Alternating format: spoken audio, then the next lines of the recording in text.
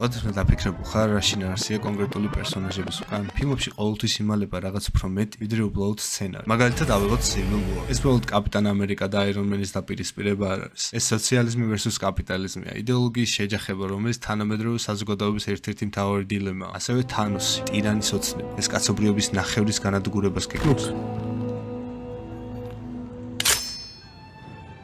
Pretty, isn't it? Perfectly balanced, as all things should be.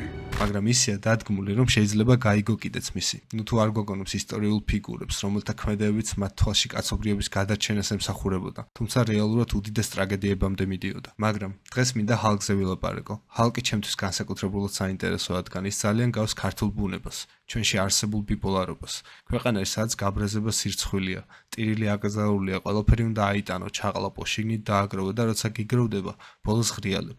ყველაფერს ანგრევ. ასე გძდიდნენ, ასე ცხოვრობდით. ეს არის ის დაუკმაყოფილებელი ემოციები, რომლებიც წლების განმავლობაში გროვდება და ერთ დღესაც უკონტროლო ძალად იფეთქებს. ჰალკი ჩვენში ცხოვრობს და როგორც ფილმში, ბოლოს მაინც არჩევანი დაგრჩება. დაიმალო და დათრგუნო საკუთარი მწვანე მონსტრი, თუ მართო ის, ვინც ხარ. მიიღო და გააკონტროლო ის ძალა, რომელიც შენშია.